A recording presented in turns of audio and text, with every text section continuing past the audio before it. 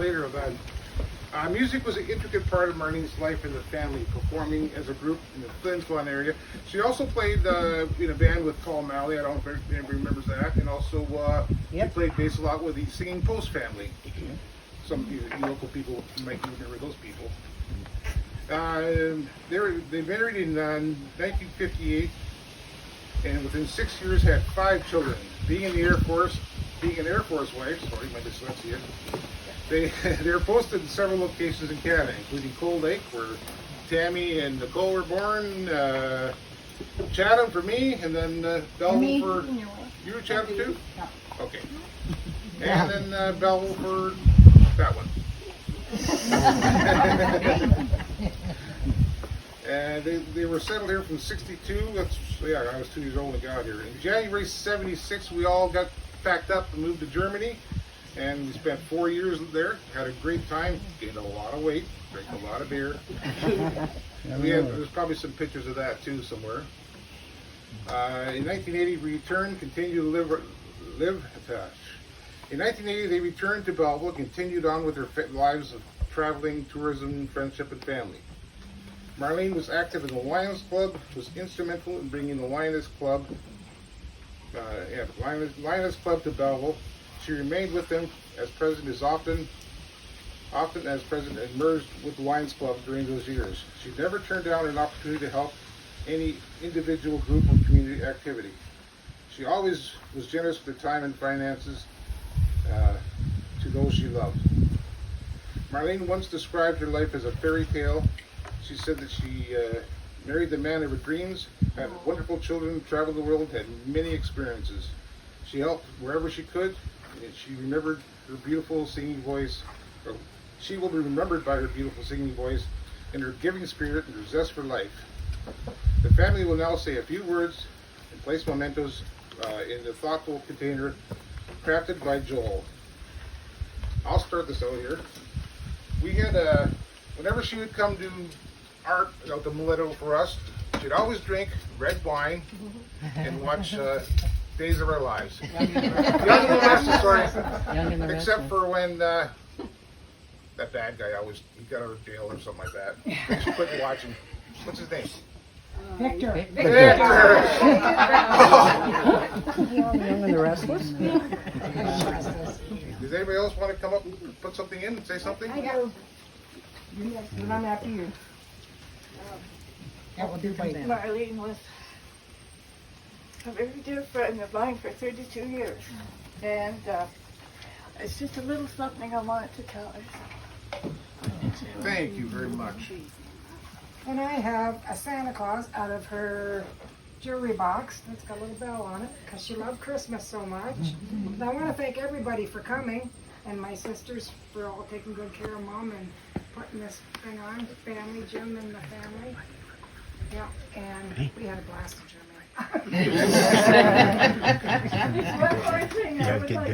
I'm no good at that shit.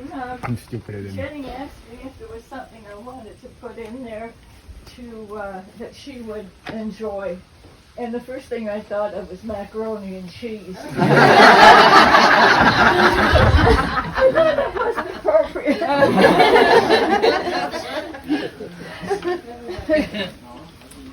Okay, and my contribution is Mom's shopping bag. The woman lived to shop. And everywhere she went, she'd pull out the bag and tell everybody that it was made of parachute material, and that she would go like this sometimes. And she never went anywhere without her shopping bag. Nice. So I think it's appropriate that she doesn't go without her shopping bag. Thank you. And I'm putting in a picture of Mom and Chad. This is the first picture that she took with Chad. And she was there when he was born, and she helped me raise him for the first 10 years. Well, his whole life, but the first 10 years I lived with them. And I just really appreciate that she did that for me.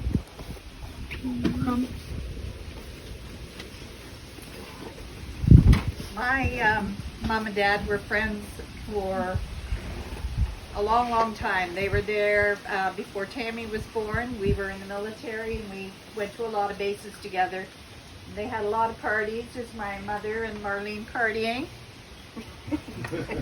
And she sure loved her kids.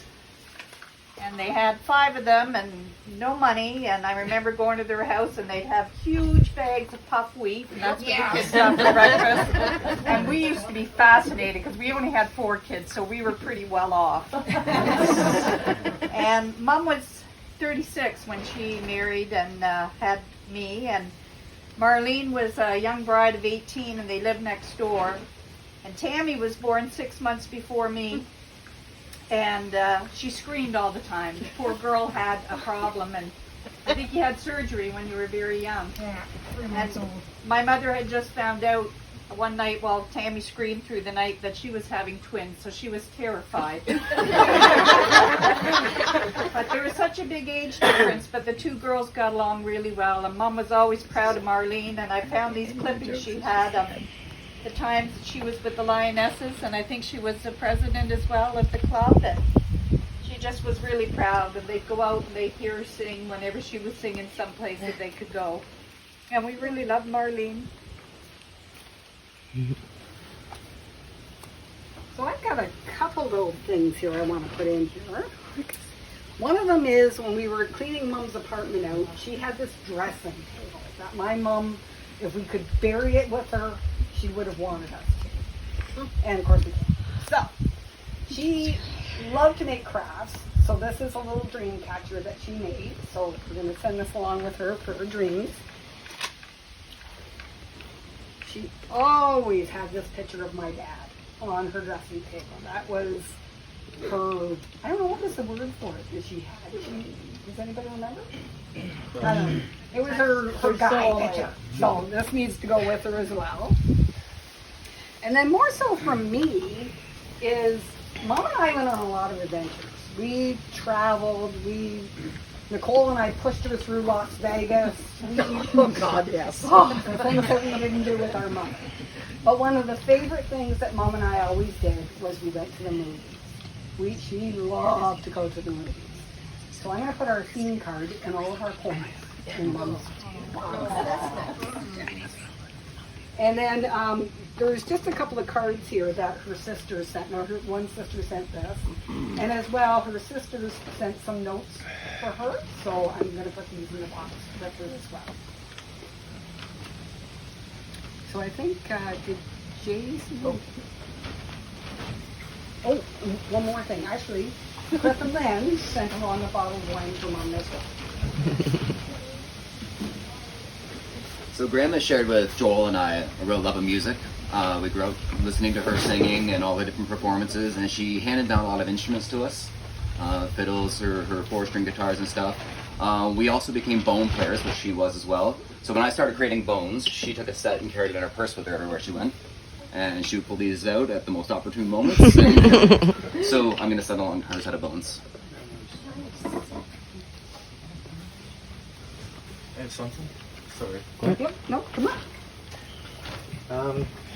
Yeah, so just like my mom said, Grandma took very good care of us, and she did a lot of things for us, and I gotta say I probably wouldn't be the same person I am today if it wasn't for her.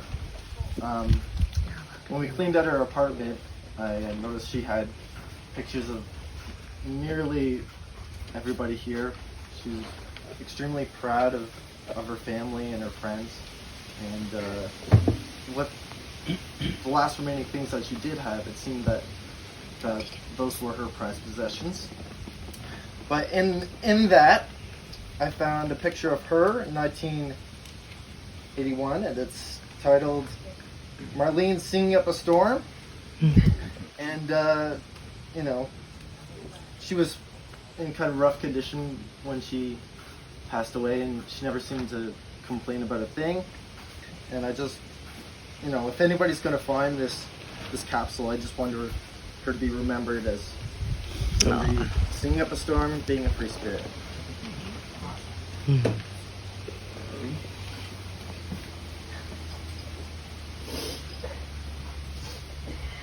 So like we said, we played lots of music with her grandmother, and she was known to pull out a kazoo everywhere she went, so I'm sending her with this. That's out of her purse, so yeah, that's what I'm sending.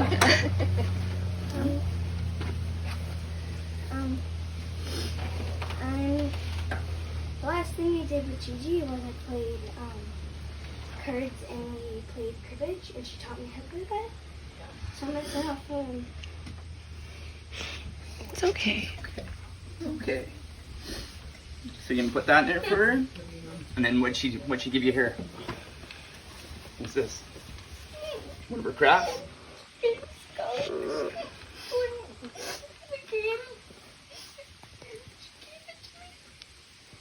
Perfect. Thank you.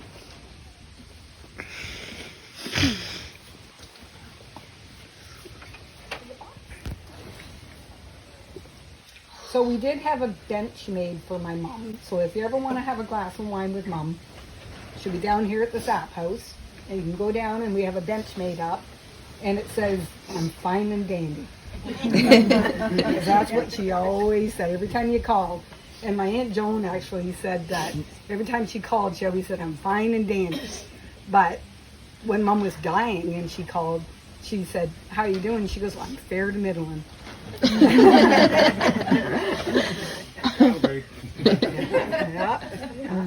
Okay, Marlene, the son-in-law, of course. Marlene was a member of St. Michael's Church in Belleville for 58 years. One of her pilgrimages with the church was to the Basilica of St. Anne de Beaupré in Quebec.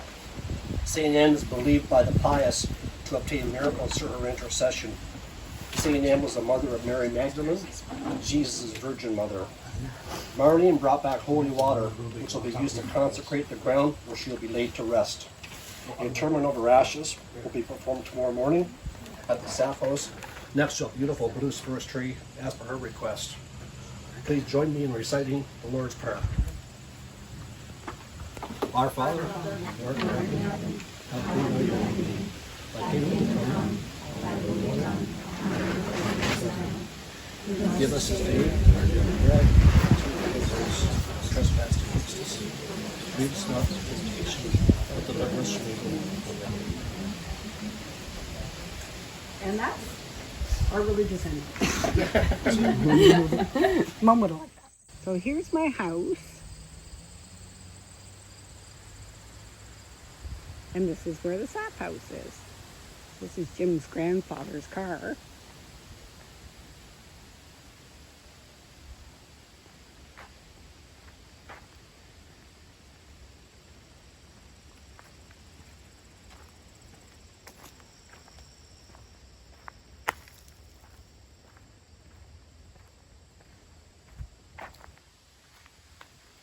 And this is the Sap House that Jim built.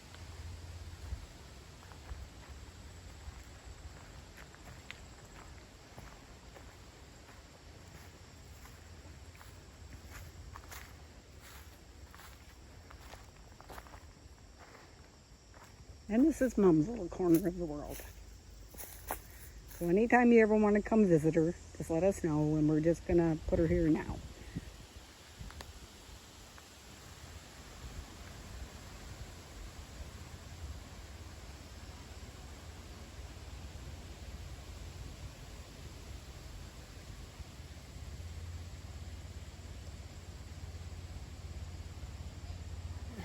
So we'd like you to join us in some fellowship, and as well, we have a lot of extended family that live all the way out west. We have a Manitoba crew, and they all sent messages.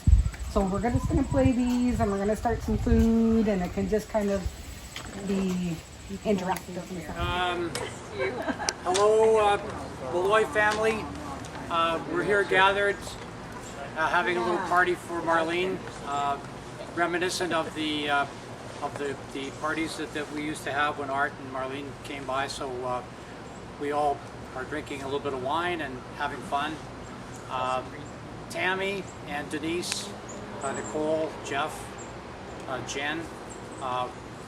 Our condolences. Like, she was just such a great person, and we miss her dearly, and we're going to miss her singing and her positive attitude. It just, if you sat and talked to her, she made you feel better. So we're here.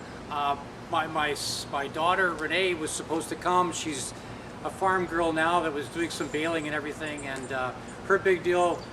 Well, there's so many memories, but one of them was that song. What is the song? Unicorn song. Sorry, the Unicorn song. And how does it go? Like, Yeah, Daniel, show us. how does Come how does on, it go? Daniel, show us how it went. Green L.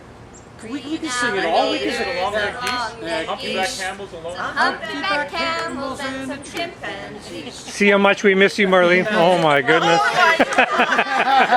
Daniel, you're supposed to jump in there. And I guess we kind of tapered off there. Sorry about that. You guys could take over at your party. My son Brad, I talked to him about it. He's obviously living in the States, and his memories.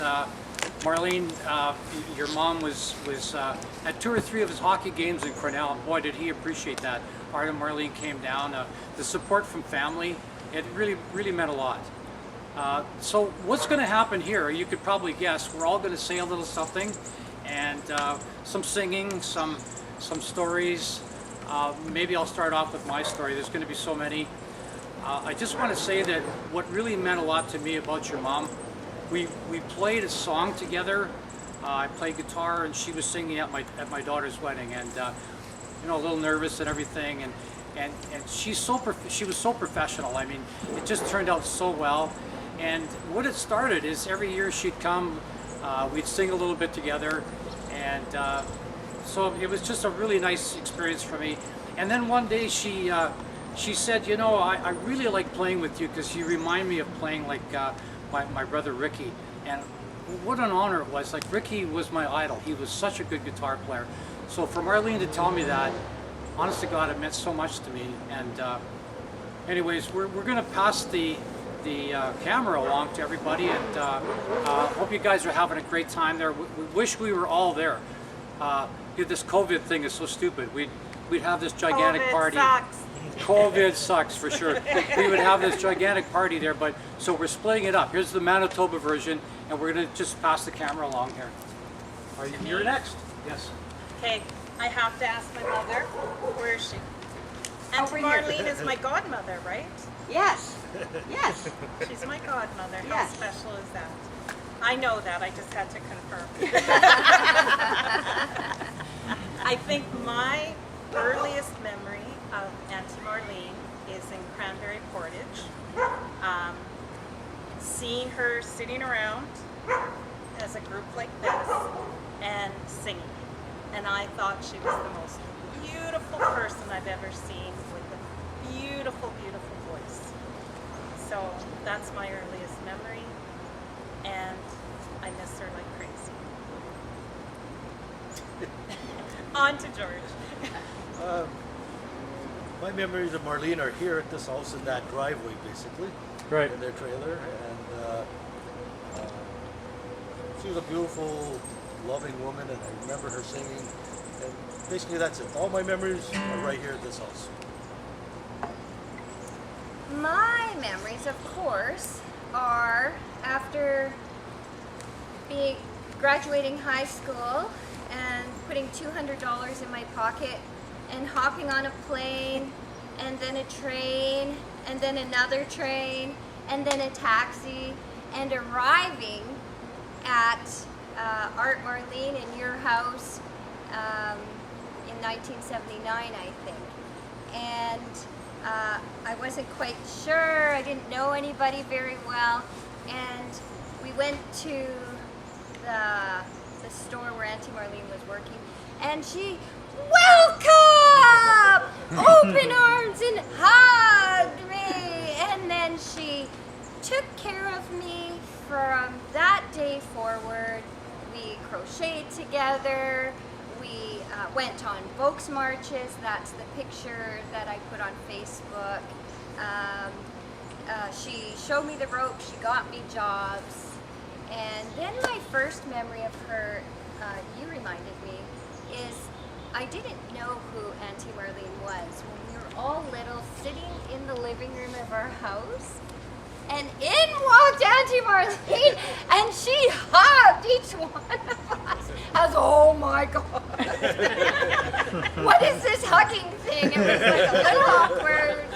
But that's who she was. Just open and full and welcoming. And I will never forget what she gave me in those few months when we were in Germany. And I miss her terribly. Well, I bought this house in about 1994 from my mother. And with that, I inherited Art and Marlene every summer. Every summer.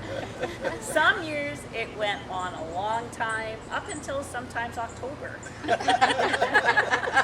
Near the end. But the best part is that every morning I'd get up, before the kids got up, I'd sneak out to the trailer, and Auntie Marlene always had the best cup of perked coffee for me every morning.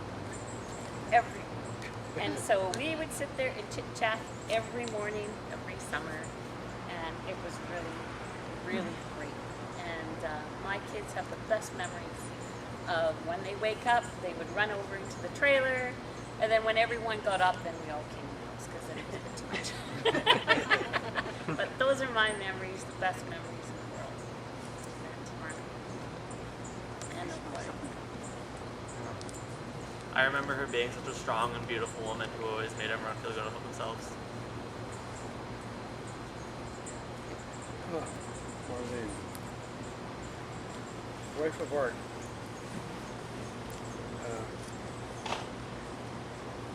They were a team that kept going for years and years and years.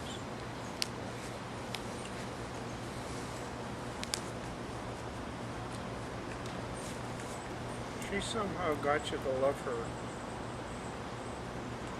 like her at least. I love her, but no effort.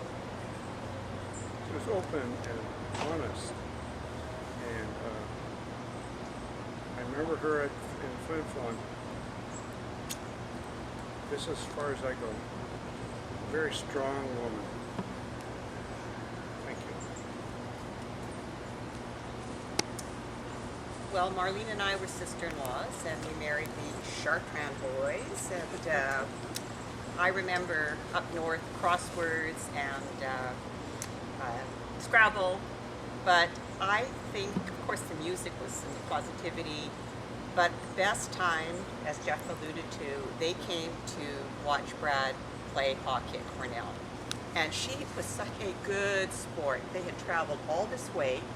We're in Cornell at the hockey rink, and she's, oh my God, I'm exhausted. You don't sit down. Like the whole game, you're standing up.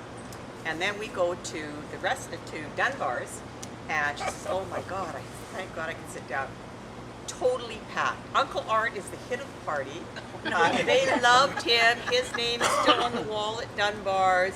Marlene is up there singing, and she's exhausted, but that's who she was. I mean, such a sense of family, and like, oh my God, she was ready to drop in her tracks, but she just kept on trucking and right to the end. And I always think of Art watching Marlene sing, and I see them now Marlene singing up there and Art just adoring her and watching her. Next up. Well, and to Marlene, I think everybody echoes the same thing about the driveway, them being in the driveway. And I guess myself right now, I'm living in the driveway, so I'm living her dream right now in the driveway. So, but she's touched all of us in a certain way. Like I say, I talked to my kids about it, and she goes, "Oh, Marlene, she's that singing girl lady who I love singing with her." So, that was Stephanie the other day that, she says the little arrow lady, where she always sang her little arrows, little arrows. But, I think she all touched us a certain way.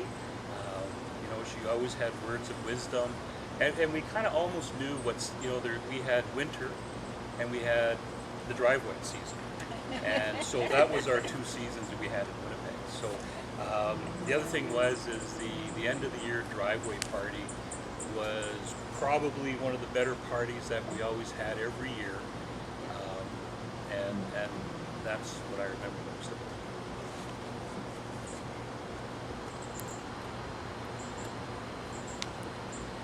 Thinking of all of you as you celebrate your wonderful mom, grandma, auntie, sister-in-law. There's meant so many things to so many people, and never without a smile and never without a song and a little wink and a glint in her eye for all of the family and everybody that meant so much to her. Thinking of all of you as you celebrate Auntie Marlene.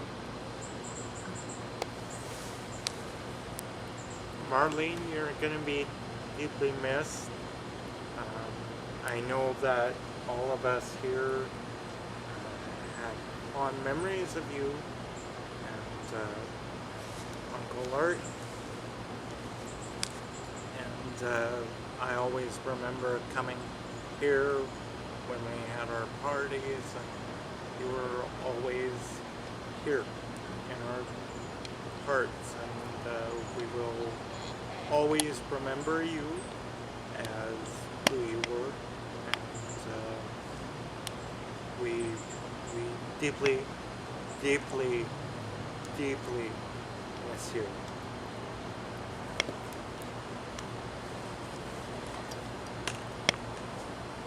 I wish we were there with you right now, but we can't be. So we're doing the next best thing. We're doing the driveway party all over again. We didn't even know when summer was going to start until Art and Marlene drove in. Summer must be here. Art and Marlene are here. But always the positive thing, and whenever you called Marlene, I'd say, well, how are you, Marlene? And she'd say, fine and dandy. And she was always fine and dandy. The last time I talked to her, though, I think the days before she went into the care, I said, how are you, Marlene? And she said, oh dear, I'm fair to middling today. She's dying, but she is only fair to middling. She's not even bad, but she's just always such a positive person, and I think that when I get down, I think of Marlene and I think, oh my goodness, I'm going to be fine and dandy, as we all are going to be. And it's Daniel's turn. We'll go back to the MC for a second. That's not motorcycle either. Here they come, pouring out of the blue. Little arrows for me and for you. Mike, can you wave your hands like this? There you go. We need you, Jeff. We need you. Get in there. I'll take the camera. We need your We need voice. help. Come on, everybody's got to get in here and sing. Come on over. You guys can remember this song. All right. Here. I need more wine then. This boy, little boy, shooting arrows in the blue, and he's aiming them at someone, but the question is at who? Is it me? Is it you? It's so hard until you're hit, but you know it when they hit you, 'cause they hurt a little bit. Here they come, pouring out of the blue. Little arrows for me and for you. You're falling in love again. You're falling in love again. Little arrows in your clothing, little arrows in your hair. When you're in love, you'll find those little arrows everywhere. Little arrows that will hit you once and hit you once again. Little arrows that hit everybody every now and then. I can't hear you. Hey, good job. Okay, sing something else. Sing something else. Play something There's you know. Nothing else. Great alligators. Sing something you know. Play something you know. Oh, it's my turn. So Auntie Marlene, you know you're my favorite auntie. I'm sorry, Auntie. Okay. It's all coming out now. Don't worry, it's all coming out. The memories I have singing with you, and you, like Jeff said, like flattering your playing, and she just loved singing, and she loved it when you accompanied her. And some of the first memories I have is when at Grandpa and Grandma's 50th wedding anniversary, and we sang some songs in the church, and all these years are just so wonderful. And at your anniversary was just the highlight of my life, to see all your sisters and your brothers together.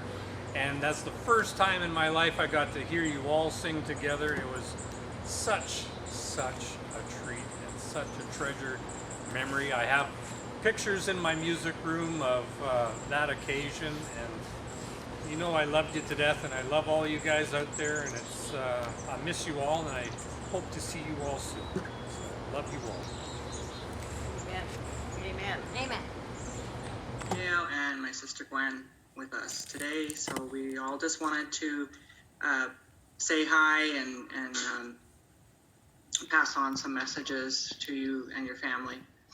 So I'm going to start, and so I wanted to say, I had to write this down, to Tammy, Coco, Jeff, Denise, and Jenny. I wanted to pass on my sincerest condolences for the loss of your mom. Marlene was a wonderful lady.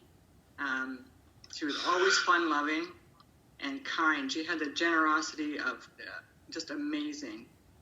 Every time I talked to her, no matter what was going on in her life, she would say, "Oh, I'm fine and dandy." Such a positive attitude about everything that's gone on with her. I always thought it was kind of unusual that at every family gathering, Art and Marlene were always there. And I know because it was, my mom's sister married my dad's brother. So if it was a Stevenson gathering or a Chartrand gathering, they were always there. So I was kind of curious about this, and I Googled it. And so apparently it's very unusual that brothers marry sisters.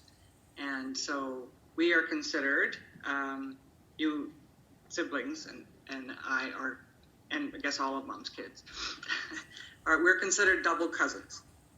And genetically, so normally cousins share about 12.5% of DNA. But because our parents married siblings, we share 25% of our DNA. So we are actually considered half siblings. So if you did a DNA test, we would probably show up as half siblings. So it's very cool. Another fun fact is we share the same 4 grandparents, whereas most cousins only share 2. I just wanted to say, again, I'm sorry for the loss of your mom, and us half siblings need to stay in touch with each other. So we're going to go clockwise, and so next up will be my mom, Millie. You're on. Okay. Hi. My dear little nieces and nephew, Tammy and Coco and Denise and Jeff and Jenny. This is good. This is going to be I hope we will bless you. We love you lots, and those of you that we know.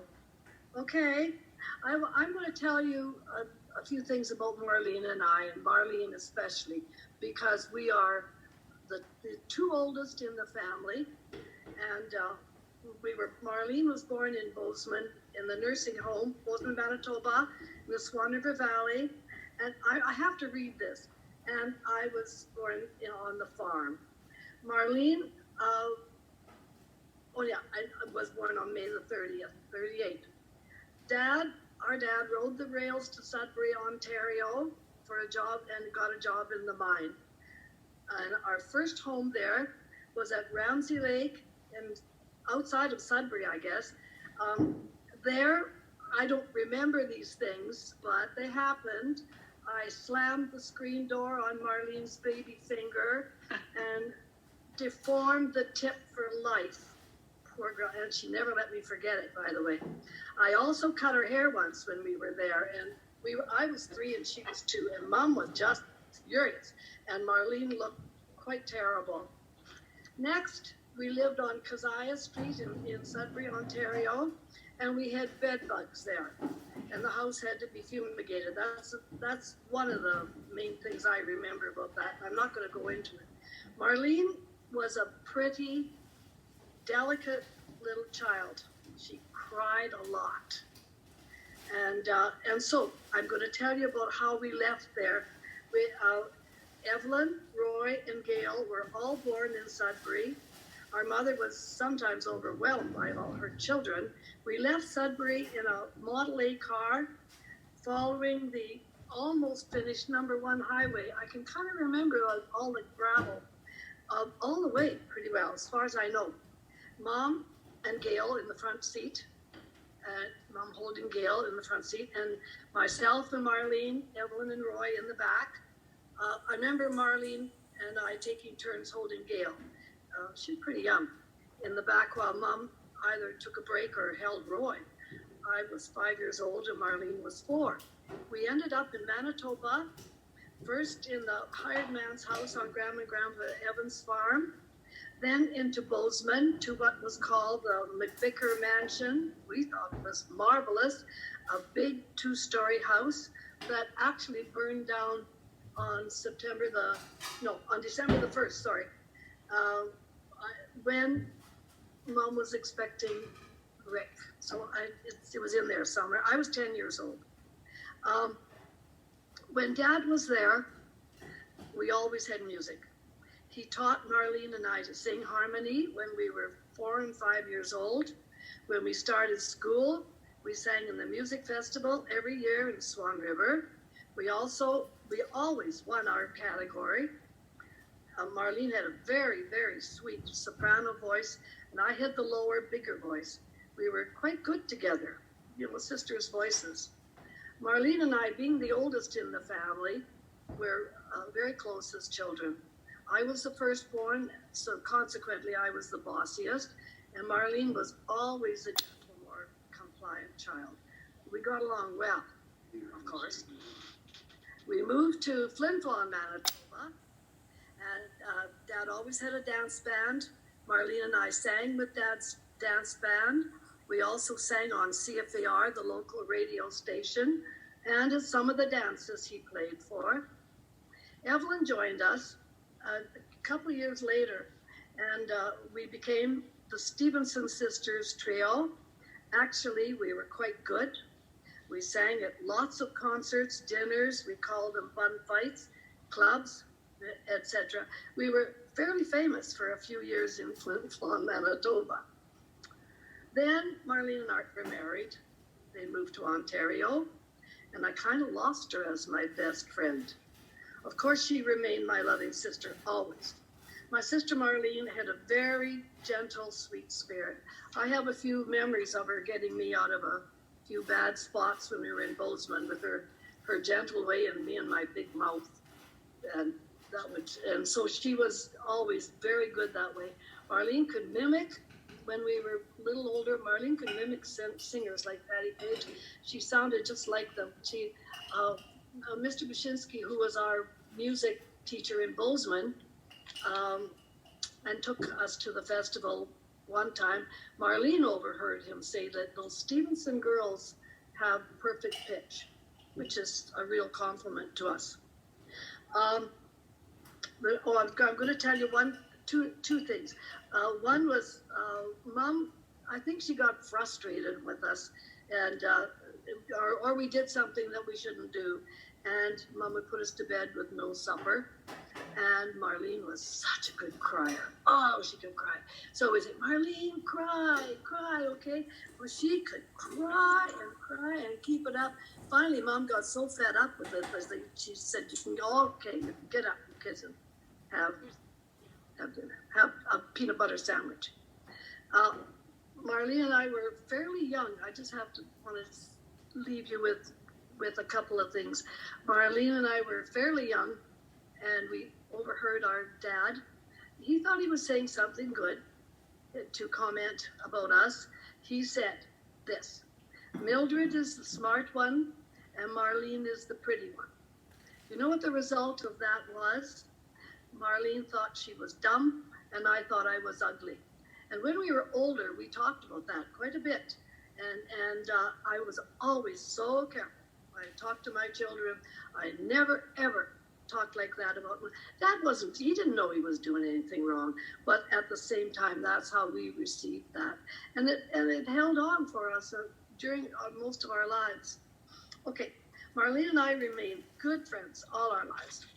She told me before she died that she had talked to God and talked to Jesus and told him that she was ready to go home to heaven.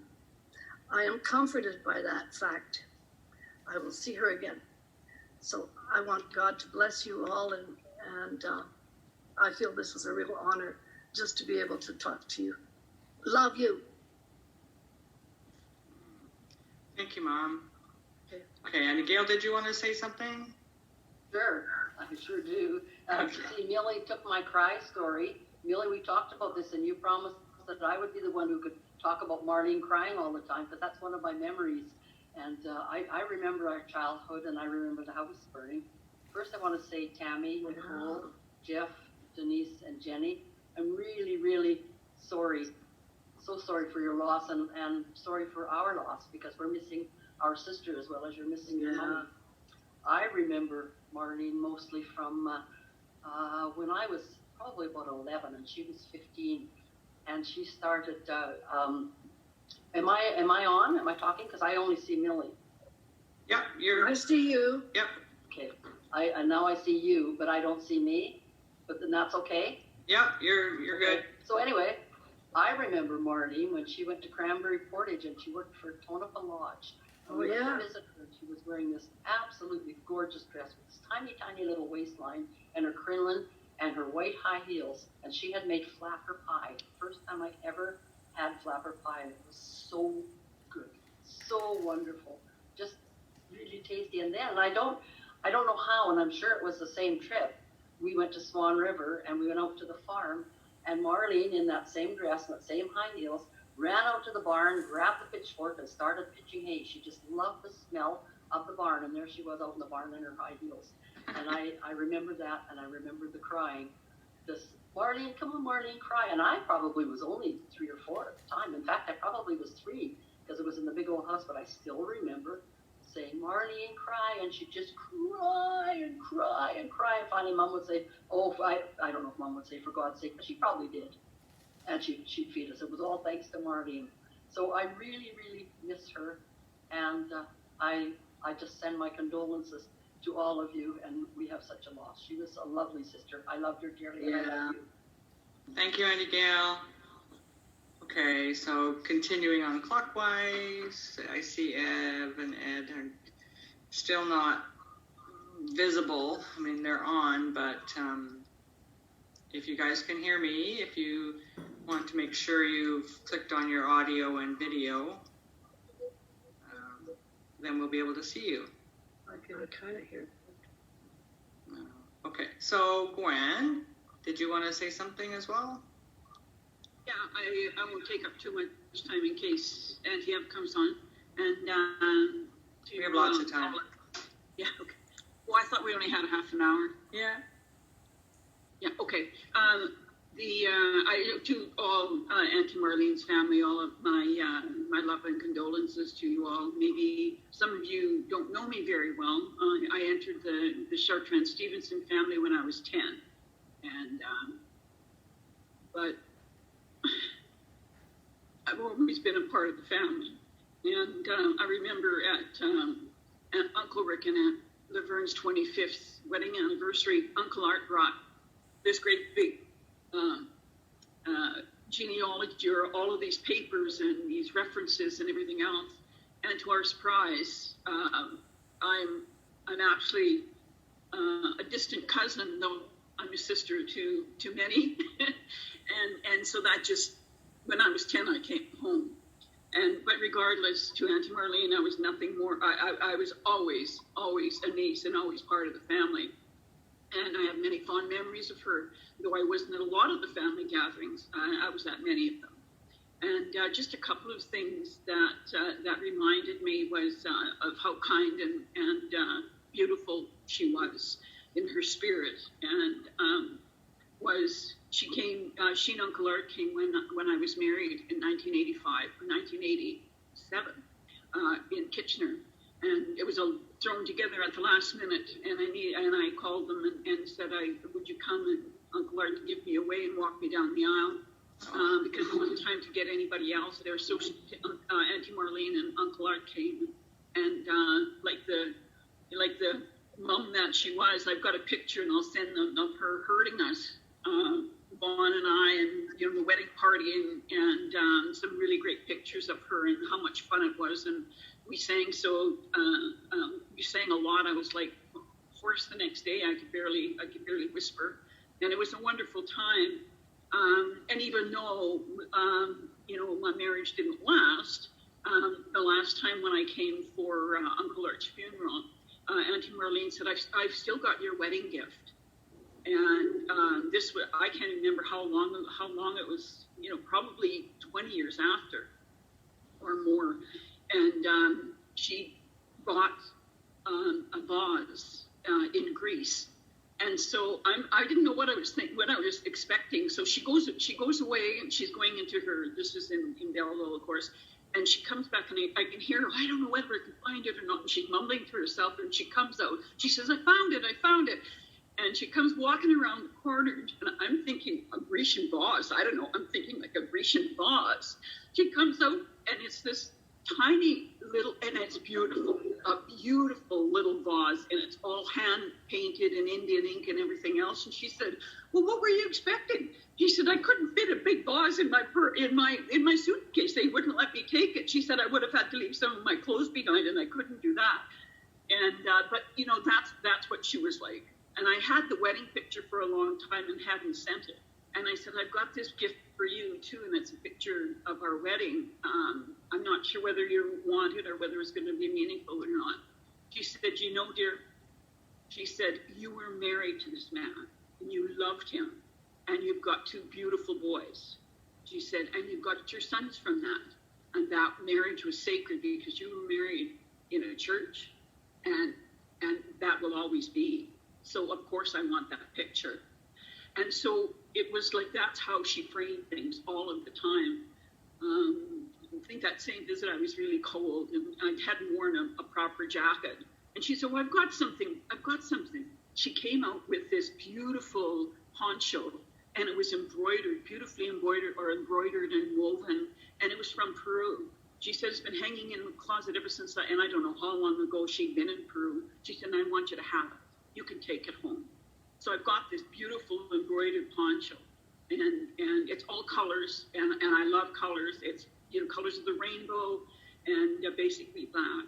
And so those are the memories I have of her beautiful generosity, and I can hear her sing.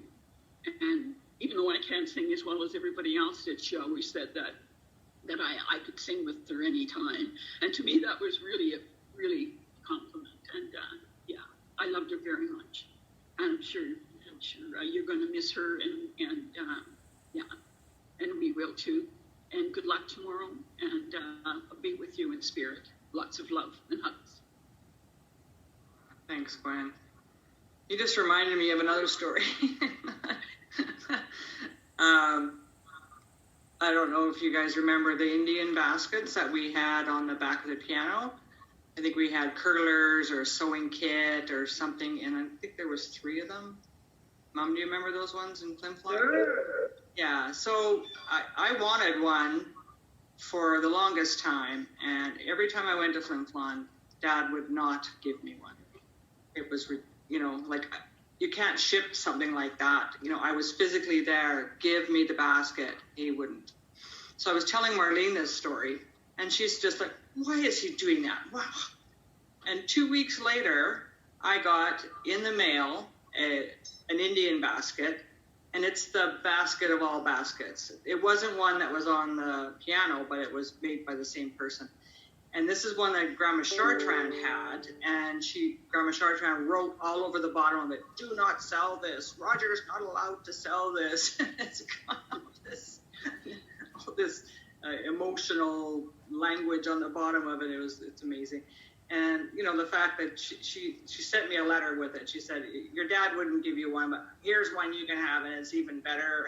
And she had the name and the genealogy of the lady who made the baskets. So anyway, that's just another story I thought of. So it looks like Ed and Ev are not able to get in. So can I say something for Ev and Ed? Yes, sure. Because Ed, if you can hear me, I'm delivering your message. He called me just 5 minutes before we were to go on and said he was having some trouble. He didn't quite know what to do. So I said, click on that and then follow the instructions. And so I see he's clicked on it, and maybe they can hear us. I'm not sure. Maybe, I don't know. But again, anyway, I just want to say on behalf of Ev and Ed that they wanted to send their condolences and their love, and just let them know that they're thinking of them. And if they weren't able to connect, this was their feelings. That's what they wanted to convey to all you kids, to Tammy, Nicole, Jeff, Denise, and Jenny. So that's from Ed and Ev. Good for you, Gail. That's great. Thank you. I'm glad you were able to do that. So I guess we're done then. So from us out west here, we just wanted to send our condolences and tell you that we love you and we're thinking of you, and hope you have a great Memorial Day with your family, because you are a beautiful family. So just one more thing I wanted to add. I came across this poem, and it struck a chord with me, so I just wanted to share it with you. I thought of you today, but that is nothing new. I thought about you yesterday and the days before that too. I think of you in silence. I often speak your name. I have so many memories and your picture in a frame. Your memory is a keepsake from which I will never part. God has you in his arms. I have you in my heart.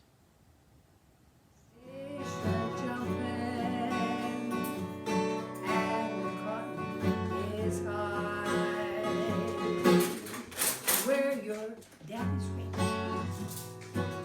and your mama's good looking.